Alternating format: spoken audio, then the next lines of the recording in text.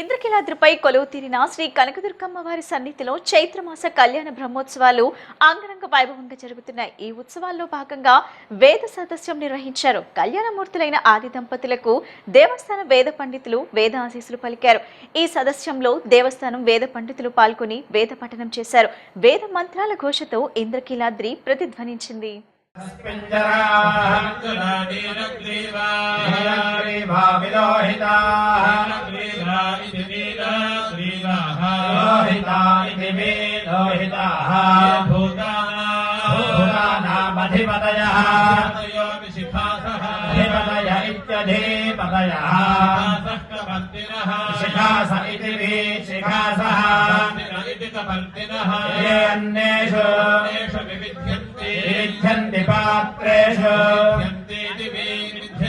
पात्रेषु पिबतः जलानि निजनानो पथि रक्षयः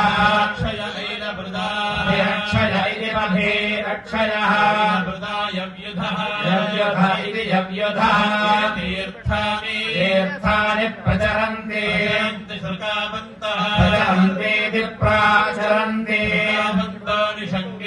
सुकामन्त इति सुकामन्तः एतावन्तः भूयागुंसः सतिशः रुद्राविदस्थिरे येषागुं सहस्रयोजने सहस्रयोजन इति सहस्रयोजने धन्वानि तन्मसि नमो रुद्रेभ्यः ये पृथिव्या ये अन्तरिक्षे ये दिवि येषामन्नं वातो वर्षं विषवस्तेभ्यः दश प्राचीः दश दक्षिणा दश प्रतीचीः दशोदीचीः दशोर्ध्वा 2024 ఎన్నికల్లో ప్రజలకు ఇచ్చిన సూపర్ 6 హామీలను అధికారంలోకి వచ్చిన వెంటనే అమలు చేస్తున్నామని ప్రభుత్వ సెంట్రల్ ఎమ్మెల్యే బోండా ఉమామహేశ్వరరావు తెలిపారు. సంక్షేమ పథకాల అమల్లో ఎలాంటి అవినీతి లేకుండా పూర్తిగా పారదర్శకంగా ప్రజలకు అందిస్తున్నామని ఆయన స్పష్టం చేశారు. సెంట్రల్ నియోజకవర్గంలోని 33వ డివిజన్ సత్యనారాయణపురం తాడంకివారి వీధిలోని 215 సచివాలయం వద్ద మరియు 32వ డివిజన్ రామలింగేశ్వరపేట గోశాలవారి వీధిలో శ్రీనివాస హైలైట్స్ భవనం సమీపంలో నిర్వహించిన ఎన్టీఆర్ భరోసా పెన్షన్ పంపిణీ కార్యక్రమంలో ప్రభుత్వ విప్ సెంట్రల్ నియోజకవర్గం శాసనసభ్యులు బోండా ఉమామహేశ్వరరావు పాల్గొన్నారు.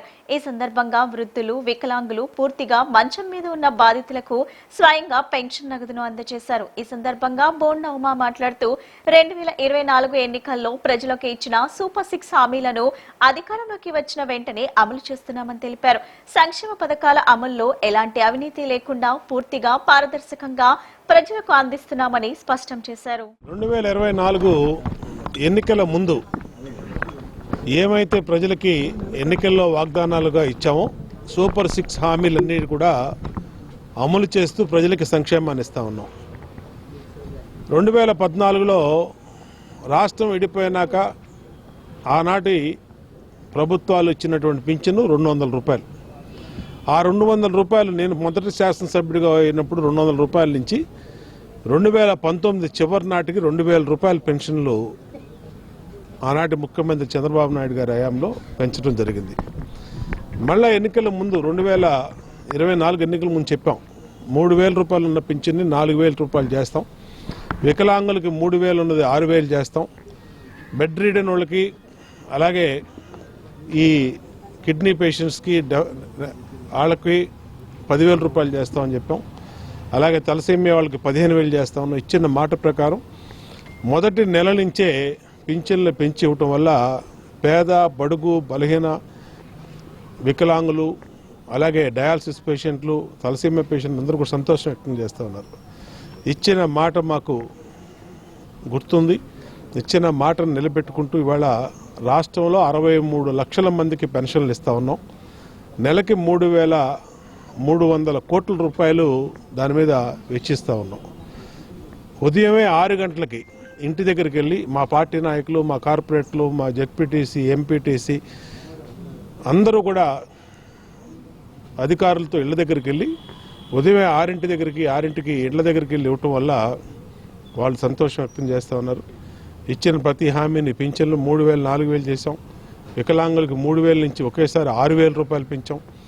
అట్లాగే మహిళలకి గ్యాస్ బండ్లు 3 గ్యాస్ బండ్లు ఇస్తున్నాం. అట్లాగే తల్లికి వందనం పేరు మీద ఎంతమంది పిల్లలు ఉంటే అంతమంది పిల్లలకి ఇవాళ చదువుకోవడానికి డబ్బులు ఇచ్చాం. ఇవన్నీ కూడా ప్రజల సంక్షేమం కోసం పెద్ద ఎత్తున ఖర్చు పెడుతున్నటువంటి దీన్ని భవిష్యత్తులో కూడా కొనసాగిస్తాం.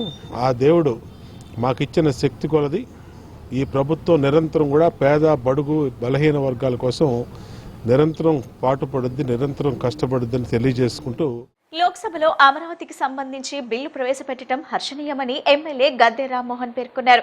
సీఎం చంద్రబాబు కృషికి తోడు పవన్ కళ్యాణ్ సహకారం మరియు ప్రధానమంత్రి మోడీ తోడ్పాటుతో రాజధాని నిర్మాణానికి అవసరమైన నిధులు వస్తున్నాయని అన్నారు. అమరావతికి పూర్తి చట్టబద్ధత కల్పించేందుకు కేంద్రం తీసుకొస్తున్న బిల్లుతో రాజధాని సమస్యకు శాశ్వత పరిష్కారం లభిస్తుందని ఆయన అభిప్రాయపడ్డారు. విజయవాడ తూర్పు నియోజకవర్గ పరిధిలోని 10వ division RR gardens high tension line road ప్రాంతాల్లో ఎమ్మెల్యే గద్దె రామ్మోహన్ విస్తృతంగా పర్యటించారు. ఈ సందర్భంగా లబ్ధిదారులకు ఎన్టీఆర్ భరోసా పెన్షన్లను పంపిణీ చేసిన అనంతరం ఆయన మాట్లాడుతూ లోక్సభలో అమరావతికి సంబంధించి బిల్లు ప్రవేశపెడుతుండటం హర్షణీయమని, ముఖ్యమంత్రి నారా చంద్రబాబు నాయుడు 2027 కల్లా ప్రభుత్వ భవనాలన్నింటినీ పూర్తి చేస్తామని అత్యంత ధైర్యంగా చెబుతున్నారని గుర్తు చేశారు.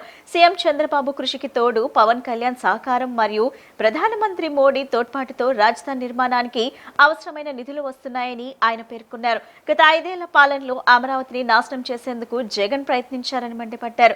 చంద్రబాబు నిర్మించిన భవనాల నుండే గత ముఖ్యమంత్రి పరిపాలన సాగించారని ఎద్దేవా చేశారు. విభజన చట్ట ప్రకారం అమరావతికి పూర్తి చట్టబద్ధత కల్పించేందుకు కేంద్రం తీసుకొస్తున్న బిల్లుతో రాజధాని సమస్యకు శాశ్వత పరిష్కారం లభిస్తుందని, రాష్ట్ర వ్యాప్తంగా ప్రజలందరూ అమరావతి అభివృద్ధి కోసమే కూటమికి పట్టం కట్టారని గద్దె రామ్మోహన్ స్పష్టం చేశారు. మాజీ కార్పొరేటర్ దేవినేని అపర్ణ మాట్లాడుతూ రాష్ట్రం ప్రస్తుతం చంద్రబాబు నాయకత్వంలో అభివృద్ధి, సంక్షేమం అనే 2 చక్రాల మీద పరిగెడుతుందని ప్రశంసించారు.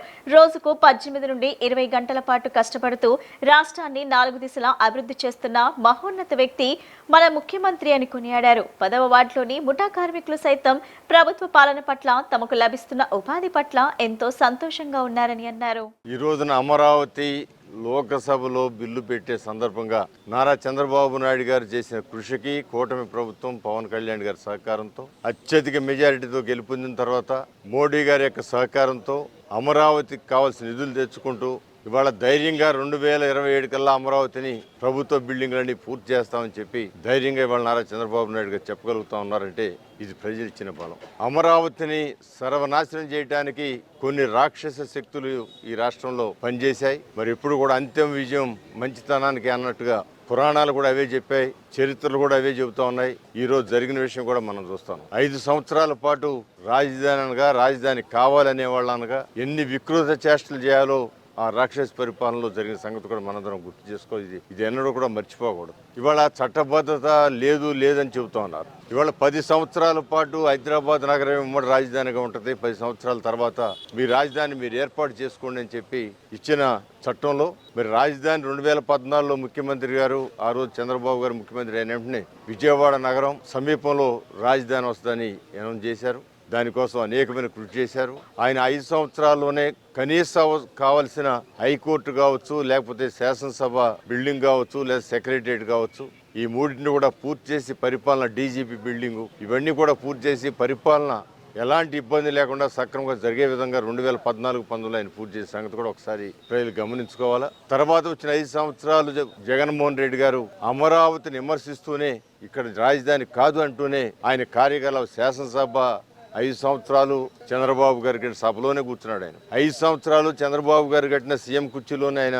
సో హైకోర్టు కూడా అక్కడే ఉంది, మరి డీజీపీ బిల్డింగ్ కూడా అక్కడే ఉంది, అటు పోలీస్ వ్యవస్థ, జ్యుడిషియల్ వ్యవస్థ, మరి చట్ట సభలు అన్నీ కూడా అక్కడే జరిగాయి. మరి ఆయన కొత్తగా ఒక ఇటుకి పెట్టకపోయినా పరిపాలన 5 సంవత్సరాలు చేసుకున్నారు. అది ఎవరు పుణ్యం? నారా చంద్రబాబు నాయుడు గారు అప్పుడు 5 సంవత్సరాల్లో 2014-19 కాలంలో ఆయన చేసిన అభివృద్ధి వలన ఈ రోజున ఇంకా మరింత స్పీడుగా కదలికలు ముందుకు వెళ్తూ అనేకమైన బిల్డింగ్ సముదాయాల్ని ఈ నెలలో కొన్ని బిల్డింగులు వినియోగంలోకి వస్తూ ఉన్నాయి. రాష్ట్రంలో అభివృద్ధి సంక్షేమం రెండూ కూడా రెండు చక్రాల మాదిరిగా మరి చంద్రబాబు నాయుడు గారు ముఖ్యమంత్రిగా రాష్ట్రాన్ని ఏలుతున్నారు. మరి ఎప్పుడు నిర్విరామంగా కష్టపడుతూ రోజుకి 18 గంటలు కాదు 20 గంటలు కూడా కష్టపడుతున్న ఏకైక మహోన్నత వ్యక్తి ఆయన. మరి ఆయన మన రాష్ట్ర ప్రజల అవసరాలకు అనుగుణంగా ప్రతినిత్యం ఏదో ఒకటి చేస్తూ అమరావతిని కూడా అన్ని రకాలుగా అన్ని దిశలా అభివృద్ధి చేస్తూ రాష్ట్రాన్ని 4 మూలలా కూడా అభివృద్ధి చేస్తున్నారు. ఇది చాలా గర్వకారణం మనకి తెలుగువారిగా ఆయన మనకి సీఎంగా ఉండటం అనేది. మనకి ఇంకా కొన్ని సంవత్సరాలు ఆయన ఇలాగే ఉంటే బాగుండని చెప్పని అందరూ కోరుకుంటున్నారు. మరి ఈరోజు ఇక్కడికి 10వ వార్డులో పెన్షన్లు ఇవ్వడానికి మన ఎమ్మెల్యే గారు కూడా వచ్చి ఉన్నారు. ఇక్కడ కొంతమంది ముఠా కార్మికులు వీళ్ళందరూ కూడా ఉన్నారు. వారందరినీ కూడా కలవడం జరిగింది. వారందరూ కూడా ఎంతో ఔన్నత్యంగా ఉంది, మన రాష్ట్ర పరిపాలన చాలా బాగుంది, మేమందరం చాలా హ్యాపీగా ఉన్నాం, మాకు పనులు ఇక్కడ అన్నీ దొరుకుతున్నాయని కూడా చెప్పడం జరుగుతూ ఉంది. మరి ఇలాగే ఇంకా ఆయన ఆయుర ఆరోగ్యాలతో ఉండాలని రాష్ట్ర ముఖ్యమంత్రి ఇంకా ముందుకు తీసుకెళ్లాలని చెప్పి మేమందరం కోరుకుంటున్నాం. అమరావతిపై ప్రజలకు వాస్తవాలు తెలియజేయాలని వైఎస్ఆర్సీపీ అధినేత వైఎస్ జగన్మోహన్ రెడ్డి చెప్పారు. రాజ్యాంగంలో ఎక్కడ రాజధాని అనే పదం ఉందా అని ప్రశ్నించారు. 7 ఏళ్లు సీఎంగా ఉండి చంద్రబాబు అమరావతిలో చేసిందేమిటి? భూములిచ్చిన రైతుల హామీలు నెరవేర్చారా అని వైఎస్ జగన్ ప్రశ్నించారు. వైఎస్ఆర్సీపీ అధినేత వైఎస్ జగన్ తాడేపల్లి మీడియా సమావేశంలో మాట్లాడుతూ చంద్రబాబు ఈ 12 ఏళ్ల కాలంలో మనస్ఫూర్తిగా ఈ ప్రాంతంలో ఉన్నారా? ఇప్పటికీ చంద్రబాబు, పవన్ కళ్యాణ్, లోకేష్ కుటుంబాలు ఎక్కడుంటున్నారు? ఇప్పుడు కూడా 3 ప్రత్యేక విమానాల్లో షటిల్ సర్వీస్ చేస్తున్నారని ఎద్దేవా చేశారు. వైఎస్ఆర్సీపీ అమరావతి ప్రాంతానికే కాదు రాష్ట్రంలో ఏ ప్రాంతానికి అప్పుడు, ఇప్పుడు, ఎప్పుడు వ్యతిరేకం కాదు అని స్పష్టం చేశారు. పోర్ట్ సిటీ ప్లాన్ బి కింద మేము చెప్పినాం. మచిలీపట్నం టు విజయవాడ 70 కిలోమీటర్లు, విజయవాడ టు గుంటూరు మరో 40 కిలోమీటర్లు, మొత్తం ఈ 110 కిలోమీటర్లు నేషనల్ హైవే రోడ్డు ఉంది. ఈ నేషనల్ హైవేకు కాస్త అటు ఇటుగా ఈ మొత్తం క్యాపిటల్ ఏరియా కింద డిక్లేర్ చేయండి. మచిలీపట్నం నుంచి ఎంఏ తీసుకోండి, విజయవాడ నుంచి విఐ తీసుకోండి, గుంటూరు నుంచి GUN తీసుకోండి, మావి గన్ అని పేరు పెట్టండి. మచిలీపట్నం, విజయవాడ, గుంటూరు, మావి గన్. సరే, గన్ అంటే బాగుండదు నీకు, అది జగన్ అనేది గుర్తుకొస్తుంది లేననుకుంటే సరే వేరే పేరు పెట్టండి.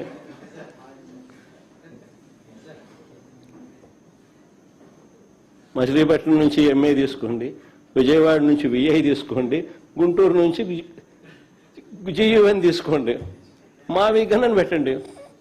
ప్రమాణమైన 110 కిలోమీటర్లు క్యాపిటల్ ఏరియాని డిక్లేర్ చేయండి. కారిడార్ కింద క్యాపిటల్ ఏరియాని. కనీసము ప్లాన్ బి అన్న కనీసం పిక్చర్లోకి వస్తే అట్లీస్ట్ నువ్వు పెట్టే 2 లక్షల కోట్ల రూపాయలు ఈ రాజధాని ప్రాంతంలో, అది అయ్యేది కాదు, సచ్చేది కాదు. ఆ 2 లక్షల కోట్లలో 10% పెడితే చాలు. ఈ మచిలీపట్నంకు, ఈ విజయవాడకు, ఈ గుంటూరు మధ్య కనెక్టివిటీ కోసం. వ్యవస్థలన్నీ అట్టడుగు స్థాయికి తీసుకెళ్లిన ఘనత జగన్మోహన్ రెడ్డిదే అని ఎమ్మెల్యే బోడే ప్రసాద్ తెలిపారు. కూటమి ప్రభుత్వం వచ్చాక వ్యవస్థలన్నీ చక్కపెడుతూ అభివృద్ధి పదంలో తీసుకెళ్తున్నామని చెప్పారు. 2014-19 మధ్య కాలంలో చిన్న ఉగిరాల గ్రామంలో తమ ప్రభుత్వంలోనే నిర్మించిన రోడ్లను మరలా కూటమి ప్రభుత్వంలో మరిన్ని రోడ్లు అభివృద్ధి చేశామని చెప్పారు. వైసీపీ హయాంలో సర్పంచ్లు ఉత్సవ విగ్రహాలుగా మిగిలిపోయారని ఎద్దేవా చేశారు. వ్యవస్థలన్నీ అట్టడుగు స్థాయికి తీసుకెళ్లిన ఘనత జగన్మోహన్ రెడ్డిదే అని ఎమ్మెల్యే బోడే ప్రసాద్ తెలిపారు. కూటమి ప్రభుత్వం వచ్చాక వ్యవస్థలన్నీ చక్కపెడుతూ అభివృద్ధి పదంలో తీసుకెళ్తున్నామని చెప్పారు. 2014-19 మధ్య కాలంలో చిన్న ఉగిరాల గ్రామంలో తమ ప్రభుత్వంలోనే నిర్మించిన రోడ్లను మరలా కూటమి ప్రభుత్వంలో మరిన్ని రోడ్లు అభివృద్ధి చేశామని చెప్పారు. వైసీపీ హయాంలో సర్పంచ్లు ఉత్సవ విగ్రహాలుగా మిగిలిపోయారని ఎద్దేవా చేశారు. ఈరోజు చిన్నవగిరాల గ్రామంలో తీసుకుంటే 2014-19లో దాదాపు గ్రామంలో ఉన్న రోడ్లన్నింటినీ కూడా సిమెంట్ రోడ్లుగా మార్చడం జరిగింది. ఆ తర్వాత 5 సంవత్సరాలు వేరే ప్రభుత్వం రావడం, మరి ఎక్కడా కూడా అరాకొర నిధులతోటి అభివృద్ధి కార్యక్రమాలు ఎక్కడన్నా చేశారేమో కానీ ఇదే కమ్యూనిటీ హాల్ కూడా CMRF కింద గత ప్రభుత్వం 20 లక్షలు శాంక్షన్ చేశారు కానీ ఏ ఒక్క రూపాయి కూడా కాంట్రాక్టర్కి చెల్లించాలి. ఇదే విధంగా అన్నిట్లోనూ ఇప్పుడు ధాన్యం బకాయిలు పెట్టారు, వైద్య సేవలో పెట్టారు, కాంట్రాక్టర్లకి వేల కోట్ల రూపాయలు బకాయిలు పెట్టారు. అన్ని వ్యవస్థల్ని అట్టడుగు స్థాయికి తీసుకెళ్లిపోయి రాష్ట్రం సర్వ విధాల నాశనం అయ్యేలా చేశారు. సర్పంచులు ప్రజల నమ్మకంతో సర్పంచులందరినీ కూడా దాదాపు 80-90% గ్రామాల్లో వైసీపీ సర్పంచులను గెలిపించుకుంటే దాదాపు 3.5 సంవత్సరాలు ఉత్సవ విగ్రహాలుగా మిగిలిపోవడం జరిగింది. సర్పంచులు ఎన్నో ఆశలతో గ్రామాలు అభివృద్ధి చేసుకుందామని చెప్పేసి ఆ పదవుల్లో కూర్చునుంటే కనీసం గ్రామాల్లో శానిటేషన్ నిర్వహణకు కూడా పంచాయతీల్లో నిధులు లేకుండా చేసిన ఘనత గత ముఖ్యమంత్రిది. మరి ఈ ఒక్క సంవత్సరాల కాలంలో చాలా గ్రామాల్లో కనెక్టింగ్ రోడ్లు అవ్వచ్చు, అంతర్గత రోడ్లు అవ్వచ్చు, ఈ ఒక్క నియోజకవర్గంలో తీసుకుంటే దాదాపు ఇప్పటికి 100 కోట్ల రూపాయలు ఖర్చు పెట్టడం జరిగింది. అంటే రాష్ట్ర వ్యాప్తంగా మరి అభివృద్ధి ఒకటే చేశామా అని అంటే ఇప్పుడే పెన్షన్లు ఇవ్వడం కూడా జరిగింది. పాపం 2 పేద కుటుంబాలు చూసాం, 3 పేద కుటుంబాలు. ఒకటి యాక్సిడెంట్లో స్పైనల్ కార్డ్ ఫ్రాక్చర్ అయ్యి మెడ దగ్గర నుంచి కింద భాగం అంతా కూడా ప్యారలైజ్ అయిపోయినది, మంచం మీదే దాదాపు 10 సంవత్సరాల నుంచి గడుపుతున్న వ్యక్తి. 15,000 రూపాయలు పెన్షన్ ఇవ్వడం జరిగింది. భార్య అతనికి సఫరీలు చేసుకోవడానికే తప్పితే వేరే బయటికి వెళ్ళి పని చేసుకోవడానికి కూడా అవకాశం లేదు. ఒక బిడ్డ. మరి ఆ కుటుంబానికి పోషణ 15,000 రూపాయలు ఇస్తా ఉన్నాము అని అంటే ఆ అమ్మాయి ధైర్యంగా నిలబడగలిగి మరి అతనికి సర్వీస్ చేస్తూ ఉంది అని అంటే ప్రభుత్వం ఇచ్చే పెన్షన్ వలన ఆవిడ ధైర్యంగా నిలబడగలిగింది. ఇంకో కుటుంబంలో చూసాం, వృద్ధ దంపతులు, బిడ్డలు ఎక్కడో దూరంగా నెల్లూరులోనో చిత్తూరులోనో ఉంటున్నారు, వీళ్ళిద్దరే ఉంటున్నారు. గతంలో పెన్షన్ పెట్టి ఇసుగు చెందితే మొన్న 4,000 రూపాయలు పెన్షన్ ఇస్తే బిడ్డ 2,000 పంపితే 6,000 రూపాయలతోటి కూడా వాళ్ళ కుటుంబాన్ని పోషించుకుంటారు. మందులు వాడుకున్నా కానీ లేకపోతే అలాంటి కుటుంబాలన్నింటిలో కూడా ఈ రోజున పేదలకి సేవలు అని చెప్పేసి ఈ పెన్షన్లన్నీ కూడా ఈ సందర్భంలో నేను కూడా ఒక పిలిపిస్తా ఉన్నా. ఎవరైతే ఆర్థికంగా బలోపేతంగా ఉన్నారో వాళ్ళందరూ సంక్షేమ పథకాలు నాకు ఆర్థికంగా బలంగా ఉంది, నాకు ఇవ్వకపోయినా పర్లా, పేదవాడికి ఇవ్వండి అని చెప్పి స్వచ్ఛందంగా ముందుకు వస్తే మీరు ప్రజలకు సేవ చేసిన వాళ్ళు అవుతారు. మీ వలన ఇంకొక కుటుంబం చేస్తున్నట్టే పస్తులు ఉండకుండా భోజనం చేసే అవకాశాలు కల్పించిన వాళ్ళు అవుతారు, ఎంతో పుణ్యాత్ములు అవుతారు. కృష్ణలంక రిటైనింగ్ వాల్ పక్కనే అవుట్ఫాల్ డ్రైన్ నిర్మాణాన్ని వెంటనే చేపట్టాలని సిపిఎం రాష్ట్ర కమిటీ సభ్యుడు దోనేపూడి కాశీనాథ్ డిమాండ్ చేశారు. కమ్యూనిస్టులపై విమర్శలకు పాల్పడే ఎంపీ, ఎమ్మెల్యేకు ప్రజల అవస్థలు మాత్రం పట్టడం లేదని ఆయన మండిపడ్డారు. ఇప్పటికైనా మొద్దు నిద్ర వీడి అవుట్ఫాల్ డ్రైన్ నిర్మాణం చేపట్టి దోమల బాధ నివారించాలని కోరారు. సిపిఎం తూర్పు నగర కమిటీ ఆధ్వర్యంలో కృష్ణలంక రిటైనింగ్ వాల్ పక్కన అవుట్ఫాల్ డ్రైన్ నిర్మాణం చేపట్టాలని, దోమల నివారణ చర్యలు తీసుకోవాలని కోరుతూ ఆందోళన నిర్వహించారు. కృష్ణలంక రందివే నగర్ ప్రాంతాన్ని పార్టీ నాయకులతో కలిసి రాష్ట్ర కమిటీ సభ్యుడు దోనేపూడి కాశీనాథ్, తూర్పు నగర కార్యదర్శి పుప్పాల కృష్ణ పరిశీలించారు. అనంతరం వారు మాట్లాడుతూ కృష్ణలంక రందివే నగర్ నుంచి భూపేష్ గుప్తా నగర్ వరకు రిటైనింగ్ వాల్ వెంబడి నివసించే ప్రజలకు అవుట్ఫాల్ డ్రైన్ లేక తీవ్ర ఇబ్బందులు పడుతున్నారని తెలిపారు. కూటమి ప్రభుత్వం వచ్చి 2 ఏళ్లైనా టెండర్లు ఆహ్వానించినట్లు చెబుతున్నా పనులు మాత్రం చేపట్టడం లేదని ధ్వజమెత్తారు. తమ పార్టీ వారికి కాంట్రాక్ట్ అప్పచెప్పేందుకు ఆలస్యం చేస్తున్నారా అన్న సందేహాన్ని వారు వ్యక్తం చేశారు. తరచూ కమ్యూనిస్టులపై విమర్శలకు పాల్పడే ఎంపీ, ఎమ్మెల్యే మొద్దు నిద్ర వీడి తక్షణమే అవుట్ఫాల్ డ్రైన్ నిర్మాణం చేపట్టాలని, దోమల బాధ నివారించాలని కోరారు. ఈ కార్యక్రమంలో స్థానిక సిపిఎం నాయకులు పాల్గొన్నారు. 2 సంవత్సరాలు అవుతా ఉంది కూటమి ప్రభుత్వం వచ్చి. రిటైనింగ్ వాల్ ఎలాగో మీరు మెనకలేకపోయారు, చేపట్టలేకపోయారు, నిర్మాణం చేయలేకపోయారు. గత ప్రభుత్వ హయాంలో ఆ ప్రభుత్వం ముగుస్తుందనంగా ఇక్కడ రిటైనింగ్ వాల్ నిర్మాణం జరిగింది. రిటైనింగ్ వాల్ నిర్మాణం జరిగిన తర్వాత త్వరదలా పని ఏంటంటే అవుట్ఫాల్ డ్రైన్ నిర్మాణం. ఈ అవుట్ఫాల్ డ్రైన్ నిర్మాణం ఇక్కడ ఉన్నటువంటి పేద ప్రజానీకానికి మురుగులో మళ్లీ కొట్టుకుపోయేటువంటి పరిస్థితి రాకుండా చూడమని చెప్పనని ఇప్పటికి 20 సార్లు విజ్ఞప్తులు చేశాం, 20 సార్లు కార్యక్రమాలు నిర్వహించాం, 20 సార్లు రిప్రజెంటేషన్లు ఇచ్చాం. ఎమ్మెల్యేకి తెలిసే విషయం ఎమ్మెల్యేకి ఏం తెలియకుండా పోలా. ఎందుకు అవుట్ఫాల్ డ్రైన్ నిర్మాణం టెండర్ అయిపోయింది అని చెప్పనని మభ్యపెట్టేటువంటి దానికి ప్రయత్నం చేస్తా ఉన్నారో మాకు అర్థం కావట్లా. అంటే ఎవడో వచ్చి బయటోడు వచ్చి టెండర్ ఇస్తాడు కాబట్టి అది నామినేటెడ్ గా మీ తాలూకా వాళ్ళకి ఎవరికైనా ఇప్పించదలుచుకున్నావా? మీ వాళ్ళకి ఎవరికైనా ఇప్పించదలుచుకుని ఈ టెండర్ క్యాన్సిల్ చేసేదాకా వాడిని చేయనివ్వకుండా చూసేదానికి ఏమైనా ప్రయత్నాలు జరుగుతున్నాయా? మరి టెండర్ అయిపోతే ఎందుకు కాంట్రాక్టర్ పని మొదలు పెట్టడం? కాంట్రాక్టర్ పని మొదలు పెట్టడానికి ఆటంకం ఏంటి? మాకేం అర్థం కావట్లా, అయోమయంగా ఉంది. దీనివల్ల దోమలు పెరుగుతా ఉన్నాయి, రోగాలు పెరుగుతా ఉన్నాయి, డెంగ్యూ, మలేరియా లాంటి విషజ్వరాలు ప్రబలుతా ఉన్నాయని చెప్పనేటువంటిది అనేక సందర్భాల్లో చెప్పినా కూడా అధికారులు స్పందించరు. ఎంపీ వచ్చాడు, ఎంపీ వచ్చి ఇక్కడ చూసెళ్ళాడు, ఎమ్మెల్యే వచ్చి చూసెళ్ళాడు. ఇక ఆనాడు కలెక్టర్ గారు కూడా వీరితో పాటు ఉన్నాడు. ఏది అంటే షో కార్యక్రమాలు వద్దని చెప్పదలుచుకున్నాం మేము. సమస్య పరిష్కారానికి పూనుకోండి. వచ్చి పర్యటన చేసి షో చేసేసి అయిపోయిందంతా అని చెప్పనని భ్రమలు గొల్పేటువంటి కార్యక్రమాలు మాత్రం మీరు విత్డ్రా చేయాల్సిందిగా కోరుతా ఉన్నాం. ఎంపీ గారు కానీ ఎమ్మెల్యే గారు కానీ ఇంకేముంది కమ్యూనిస్టులు రోడ్డు ఎక్కుతా ఉన్నారు, ఇప్పుడే మొద్దు నిద్ర లేచారని చెప్పని చెప్తా ఉన్నాడు ఎంపీ. మేం కాదయా మొద్దు నిద్ర లేచింది, నువ్వు లేవయా, నువ్వు నిద్రపోతా ఉన్నావు ఎంపీ, నువ్వు లే అని చెప్పనని చెప్తా ఉన్నా నేను. నువ్వు లే, ఇప్పుడు చూడొచ్చి నువ్వు ఒకసారి వచ్చి చూచెళ్ళావు కదా ఇక్కడ, ఇదేమైందని అడుగుతున్నావు. ఎందుకని డ్రైన్ నిర్మాణం జరగడంలా, ఎందుకని దోమల వ్యాప్తి నుండి కాపాడలేని పరిస్థితి వస్తా ఉంది నీ ప్రభుత్వానికి? స్పందించరా అంటే డీలిమిటేషన్ అయిపోయింది కాబట్టి, నియోజకవర్గాల పునర్విభజన జరగబోతా ఉంది కాబట్టి ఈ ప్రాంతం రేపు నువ్వు పోటీ చేసే ప్రాంతంలో ఉండదనే, రేపు పోటీ చేసే ప్రాంతం కింద రాకుండా వేరే ప్రాంతానికి వెళ్ళిపోవాలని చెప్పనేటువంటి ఆలోచన మాకు అర్థం కావడంలా. ఇక్కడ గతంలో ఒక 6 నెలల క్రితం పర్యటన పేరుతో వచ్చినటువంటి ఎంపీ గారిని ఎమ్మెల్యే గారిని ఇక్కడ ఉన్నటువంటి ప్రజానీకం అంతా కూడా నిలబెట్టి అడగడం జరిగింది. ఇక్కడ ఉన్నటువంటి మా డ్రైనేజ్ వ్యవస్థ వర్షాకాలం వస్తే పెద్ద పెద్ద గుంతలుగా మారి డ్రైనేజ్ అనేటువంటిది మనిషి లోతు దాటిపోయి ప్రమాదాలు జరిగేటువంటి పరిస్థితి, ఆ మురుగునీరు వలన క్రిమి కీటకాల రూపంలో ఇక్కడ ఉన్నటువంటి ప్రజలందరూ కూడా అనారోగ్యం పాలయ్యేటువంటి పరిస్థితి వస్తూ ఉంది. కాబట్టి మీరు వెంటనే తక్షణమే అవుట్ఫాల్ రైన్ నిర్మాణం చేయాలని చెప్పేసి ఇక్కడ ఉన్నటువంటి ప్రజలందరూ ఎమ్మెల్యే గారిని ఎంపీ గారిని అడగడం జరిగింది. ఆ సందర్భంలో కూడా మాటలు దాటివేస్తూ రాబోయే కాలంలో ఇప్పటికే టెండర్ శాంక్షన్ అయింది, రాబోయే కాలంలో వెంటనే పూర్తవుద్దని గత 6 నెలల క్రితం చెప్పినటువంటి మాట ఇది.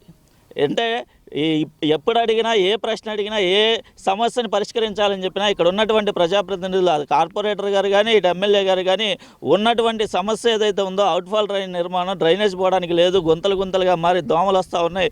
గతంలో ఎప్పుడూ లేనటువంటిది కృష్ణలంకలో ఎన్నడూ చూడనటువంటి దోమ ఈ రోజున మొత్తం డివిజన్ వ్యాప్తంగా ప్రజలు గగ్గోలు పెడతా ఉన్నారు, దోమలు నిండిపోతూ ఉన్నాయని. ఇంత తీవ్రమైనటువంటి సమస్యని, కృష్ణలంకలో ఉన్నటువంటి రందివేనగర్ ప్రాంత సమస్యని సంవత్సరాల కాలంగా ఇక్కడ ఉన్నటువంటి ప్రజల సమస్య పరిష్కరించమని చెప్తే ఎప్పటికప్పుడు కాలం దాటవేసేటువంటి ప్రయత్నమే ఈరోజు ఎమ్మెల్యే గారు కానీ ఇక్కడ ఉన్నటువంటి కార్పొరేటర్లు కానీ చేసేటువంటి పరిస్థితి ఉంది. ఇక్కడ ఉన్నటువంటి సమస్య చిన్న సమస్య, ఇక్కడ నుంచి అక్కడికి డ్రైనేజ్ వాటర్ పోయడానికి కూడా మీరు ఈ సమస్య కూడా పరిష్కరించలేకపోతే అభివృద్ధి పేరుతో మాటలు చెప్పడం మాత్రం పెద్ద ఎత్తున పెద్ద మాటలు చెప్పేటువంటి ప్రయత్నం చేస్తున్నటువంటి ఎంపీ గారిని ఎమ్మెల్యే గారిని ఈరోజు అడుగుతా ఉన్నాం. సిపిఎం వాళ్ళు ఏదైనా కార్యక్రమం చేస్తే వాళ్ళేదో హడావిడి చేస్తున్నారని చెప్పేసి మీరు మీడియా సముఖంగా మాట్లాడడం కాదు. ఈ రోజున మీరు చెప్పినటువంటి మాటలే టెండర్ ప్రక్రియ అయిపోయిందని చెప్పేసి పదే ప్రజల్ని మభ్యపెట్టేటువంటి ప్రయత్నం చేయడమే తప్ప మీకు చిత్తశుద్ధి ఉంటే ఈ పాటికి ఇక్కడ ఉన్నటువంటి రిటైనింగ్ వాళ్ళ పక్కన అవుట్ఫాల్ డ్రైన్ అనేటువంటిది నిర్మాణం చేసి పూర్తయ్యి ఈ రోజున డ్రైనేజ్ వ్యవస్థ అనేటువంటిది ఉండేది. సిపిఐ నగర కార్యదర్శి, కార్మిక సంఘం నేత, పేద బడుగు వర్గాల సమస్యల పరిష్కారం కోసం రాజీలేని పోరాటాలు చేసిన కొరగంజి శేఖర్ బాబును కమ్యూనిస్టు పార్టీ నేతలు ఆదర్శంగా తీసుకోవాలని ఎన్టీఆర్ జిల్లా సిపిఐ కార్యదర్శి దొనిపూడి శంకర్, విజయవాడ నగర కార్యదర్శి కోటేశ్వరరావు తెలిపారు. తుది శ్వాస వరకు భారత కమ్యూనిస్టు పార్టీ బలోపేతం కోసం, ప్రజల సమస్యల పరిష్కారం కోసం కృషి చేశారని పేర్కొన్నారు. అమరజీవి కొరగంజి శేఖర్ బాబు 20వ వర్ధంతి 53వ డివిజన్ చేపల మార్కెట్ వద్ద సిపిఐ కార్యాలయం వద్ద కొట్టు రమణారావు ఆధ్వర్యంలో వర్ధంతి కార్యక్రమం నిర్వహించారు. ఈ సందర్భంగా శేఖర్ బాబు చిత్రపటానికి సిపిఎం నేతలు పూలమాలలు వేసి నివాళులర్పించారు. ఈ సందర్భంగా వారు మాట్లాడుతూ విజయవాడ నగరంలో కమ్యూనిస్ట్ పార్టీని ఎంతగానో బలోపేతం చేయడంతో పాటు కార్మిక వర్గ సమస్యల పరిష్కరించడంలో రాజీ లేని పోరాటాలు చేశారని చెప్పారు.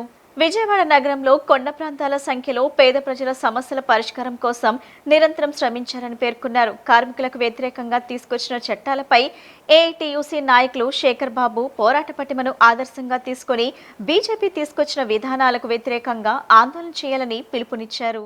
కామ్రేడ్ కొరగంజి శేఖర్ బాబు గారు 20వ వర్ధంతి జరుపుకుంటా ఉన్నాం. విజయవాడ నగరంలో అనేక డివిజన్స్లో కామ్రేడ్ శేఖర్ బాబుని స్మరించుకుంటూ ఈ రోజున 20వ వర్ధంతి జరుగుతూ ఉన్నది. మనం నేడు చూసినట్లయితే కుటుంబాల్లో ఎవరైనా పెద్దలు చనిపోతే వారిని మర్చిపోయేటటువంటి రోజులు ప్రస్తుతం చూస్తూ ఉన్నాం. వృద్ధాశ్రమాలు అనేటటువంటి అనేకం ఈ రోజున ఏర్పడినటువంటి పరిస్థితులు చూస్తూ ఉన్నాం.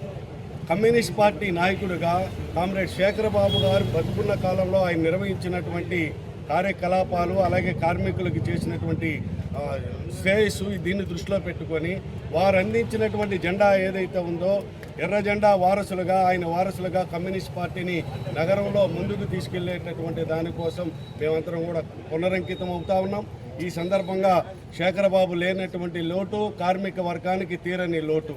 ఈ రోజునే కేంద్రంలో ఉన్నటువంటి బీజేపీ ప్రభుత్వం 4 కోడులు తీసుకొచ్చి కార్మికుల హక్కులను కాలరాసేటటువంటి పద్ధతిలో ఈ రోజున ఏప్రిల్ 1వ తారీఖు 26వ సంవత్సరం నుంచి ఈ రోజు నుంచి అమల్లోకి తీసుకొచ్చినటువంటి పరిస్థితుల్లో శేఖరబాబు వర్ధంతి జరుపుకుంటున్నటువంటి సందర్భంగా కమ్యూనిస్టు శ్రేణులు ఏఐటీసీ నాయకులందరినీ కూడా ఈ సందర్భంగా పునరంకితం కావడం ద్వారా కార్మిక వ్యతిరేక చట్టాలు తీసుకొచ్చినటువంటి బీజేపీ విధానాల్ని నిరసించి మన స్వాతంత్రం వచ్చిన తర్వాత సాధించుకున్నటువంటి హక్కుల్ని కాపాడుకునేటటువంటి దశగా ఈ 4 కోడ్లని రద్దు చేసేటటువంటి పద్ధతిలో రాబోయేటటువంటి కాలంలో ఎర్రజెండా చేతపట్టి ఈ కేంద్ర ప్రభుత్వం తీసుకొచ్చేటటువంటి విధానాల్ని నిరసించటమే కామ్రేడ్ శేఖరబాబుకి నిజమైన నివాళి అర్పించిన వాళ్ళు అవుతామని చెప్పి ఈ సందర్భంగా ఆ శేఖరబాబు గారికి విప్లవ జోహార్లు 20వ వర్ధంతి సందర్భంగా వారికి జోహార్లు అర్పిస్తూ కామ్రేడ్ శేఖరబాబు తుది శ్వాస వరకు కూడా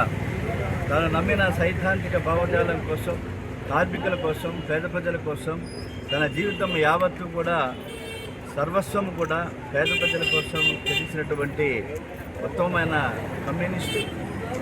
ఆయన మరణం కమ్యూనిస్టు ఉద్యమానికే కాదు, కార్మిక ఉద్యమానికే కాదు, విజయవాడ నగరానికే తీరని లోటు అనేటువంటిది ఈ సందర్భంగా మనం చూస్తున్నాం. ఈ రోజున ఉన్న రాజకీయాలను మనం పరిశీలిస్తే ఈ రోజున పెద్ద ఎత్తున ఇవాళ రాష్ట్రంలో ఒక డైవర్షన్ పాలిటిక్స్ సాగుతున్నాయి. డైవర్షన్ పాలిటిక్స్ రాజకీయాలను మార్చివేసినటువంటి పరిస్థితి. చివరికి రాష్ట్ర అసెంబ్లీలో సైతం కులాలని మతాలని తీసుకువచ్చి నీ కులం ఏమిటి, నీ మతం ఏమిటి అని చెప్పి సాక్షాత్తు మంత్రులు చేసినటువంటి పరిస్థితి. కాబట్టి వాళ్ళ దేశం ఎట్టిపోతుంది, రాష్ట్రం ఎట్టిపోతున్నది. రాజ్యాంగం మీద ప్రమాణం చేసినటువంటి, రాజ్యాంగాన్ని కాపాడుతామని చెప్పినటువంటి ప్రభుత్వాలు, ఈ మంత్రులు, ఎమ్మెల్యేలు ఇవాళ అసెంబ్లీలో, శాసన మండలిలో కులాల ప్రస్తావనలో, మత ప్రస్తావనలో తీసుకురావటం భారత సెక్యులరిజానికి గొడ్డలు పెట్టు. ఇటువంటి వాళ్ళని ఇమ్మీడియట్లీగా రాజ్యాంగ ప్రకారం సస్పెండ్ చేయాలి. కార్యదర్శిగా, బడుగు బలహీన వర్గాల ఆశాజ్యోతిగా, కార్మికుల పక్షపాతిగా పనిచేసినటువంటి అమరజీవి కొరగంజి శేఖరబాబు గారు చనిపోయి 20 సంవత్సరాలు అవుతుంది. 2006లో చనిపోయారు. ఇవాళకి 20 సంవత్సరాలు పూర్తి చేసుకున్నప్పటికీ కూడా కార్మికులు, పక్షకులు అందరికీ కూడా శేఖరబాబు ఇంకా బతికే ఉన్నాడు, మన పక్షాన మన దగ్గరే ఉన్నాడని చెప్పి ఆశాభావంతో పనిచేస్తున్నారు. అలాగే దానికి అనుగుణంగా ఇవాళ శేఖరబాబు గారు ఏ లక్ష్యం సాధన కోసమైతే కార్మికుల పక్షాన ఉండి పనిచేశాడో, అసలు బాచారో, అదే కార్మికుల పక్షాన మనం కూడా నిలిచి కార్మికులు, కర్షకులు, నాయకులు అందరికీ కూడా మనం అందరం కూడా కార్మికుల పక్షాన నిలిచి వారికి పనిచేయడం ద్వారా మనకి ఇవాళ కొరగంజి శేఖరబాబు గారు సరైన నివాళులని చెప్పి, కొరగంజి శేఖరబాబు గారు ఏ బాటలో అయితే నడిచారో మనం కూడా దశగా ప్రయాణం చేసి కార్మిక పక్షాన ఉండాలని చెప్పి తెలియజేస్తున్నాం. సీఎం చంద్రబాబు నేతృత్వంలోని ప్రభుత్వం డిజిటల్ సంజీవని ద్వారా ప్రతి కుటుంబానికి 5 లక్షల వరకు ఉచిత వైద్యం అందిస్తున్నట్లు AP tourism chairman Nukasani Balaji Yadav తెలిపారు. డిజిటల్ హెల్త్ కార్డులతో వైద్య సేవలు సులభతరం అవుతున్నాయని, 108 అంబులెన్స్ సేవలను మరింత బలోపేతం చేసి అత్యవసర సమయాల్లో ప్రజలకు సాధారణంగా నిలుస్తున్నాయని చెప్పారు. ప్రజల ఆరోగ్యాన్ని కాపాడే ఈ చర్యల్లో రాష్ట్రాన్ని ఆరోగ్య ఆంధ్రప్రదేశ్గా మార్చే దిశగా ముందుకు తీసుకెళ్తున్నాయని తెలిపారు. ఈ కూటమి ప్రభుత్వం అధికారంలోకి వచ్చి 21 నెలలు కావటం, గౌరవ ముఖ్యమంత్రి శ్రీ నారా చంద్రబాబు నాయుడు గారి నాయకత్వంలో కూటమి ప్రభుత్వం అన్ని రంగాలలో అభివృద్ధిని ఒకవైపు, మరోవైపు సంక్షేమాన్ని చూస్తున్నట్టు పరిస్థితి. ప్రజల ఆరోగ్య భద్రతకు కూడా, సంక్షేమ అభివృద్ధి కార్యక్రమాలకు కాదు, ప్రజల ఆరోగ్య భద్రతకు సముచితమైనటువంటి చర్యలు తీసుకొని ప్రజల ఆరోగ్యాన్ని కాపాడాలనేటువంటి ఒక కృతనిశ్చయం ఈ ప్రభుత్వం అధికారంలోకి వచ్చినట్టు నుండి ఆలోచిస్తున్నటువంటి పరిస్థితి. దానిలో భాగంగా సంజీవని డిజిటల్ ఆరోగ్య విప్లవం అనేటువంటి కార్యక్రమం తీసుకొని దీని ద్వారా ఆంధ్రప్రదేశ్లో ఉండే ప్రజలందరికీ కూడా ఒక ఆరోగ్య భద్రత కల్పిద్దాం, అవసరమైతే ప్రభుత్వమే బాధ్యత వహించి వివిధ ఇన్సూరెన్స్ ఆ ఫెసిలిటీస్ని కూడా ఉపయోగించుకుంటూ ప్రజలకు మేలు చేయాలన్నటువంటి తలంపుతో ఈ యొక్క సంజీవని డిజిటల్ ఆరోగ్యం గురించి ఒక ప్రతిపాదనలు ముందుకు తీసుకురావడం జరిగింది. ఇందులో భాగంగా ఈ సంజీవని ప్రాజెక్టును రీసెర్చ్ అండ్ టెక్నాలజీ ఇన్నోవేషన్ హబ్తో అనుసంధానం చేస్తూ ఆరోగ్యంలో కొత్త ఆవిష్కరణ తీసుకురావాలని ప్రభుత్వం నిర్ణయించడం కూడా జరిగింది. దాంట్లో భాగంగా మొత్తం 3257 రకాల వైద్య చికిత్సలు ఈ పథకం కింద ఉచితంగా అందిస్తారు. అంటే ఐడెంటిఫైడ్ 3257 టైప్స్ ఆఫ్ డిసీజెస్ ని ఐడెంటిఫై చేసి ఈ పథకం కింద ఉచితంగా అందించేటువంటి కార్యక్రమాన్ని ఈ కూటమి ప్రభుత్వం తీసుకున్న విషయం కూడా మీడియా ద్వారా ప్రజలకు తెలియజేస్తున్నాను. ప్రధానంగా పథకం ఏదైతుందో దీన్ని పైలట్ ప్రాజెక్ట్ కింద ప్రస్తుతం కుప్పం నియోజకవర్గంలో ప్రారంభించడం జరిగింది. దానిలో భాగంగా 3.38 లక్షల మంది ప్రజల ఆరోగ్య వివరాలు సేకరిస్తున్నారు. అంటే ఈ పథకాన్ని రాష్ట్రం అంతా అమలు జరిచే చర్యల్లో భాగంగా పైలట్ ప్రాజెక్ట్ కింద కుప్పం నియోజకవర్గాలు ప్రారంభించి దాంట్లో 3.38 lakhs ఆఫ్ పీపుల్ వాళ్ళ ఆరోగ్య వివరాలు సేకరిస్తూ తద్వారా అక్కడ నుంచి ఆ ప్రాజెక్ట్ ని అమలు పరిచే చర్యలు కూడా తీసుకోవడం జరుగుతుంది. ప్రతి పౌరుడికి కూడా డిజిటల్ హెల్త్ కార్డు రూపొందించి వారి ఆరోగ్య వివరాలను ఒకే ప్లాట్ఫారం కింద నమోదు చేస్తారు. అంటే మీరు ఎక్కడికి వెళ్ళినా ఏం చేసినా ఏ డాక్టర్ దగ్గరికి వెళ్ళినా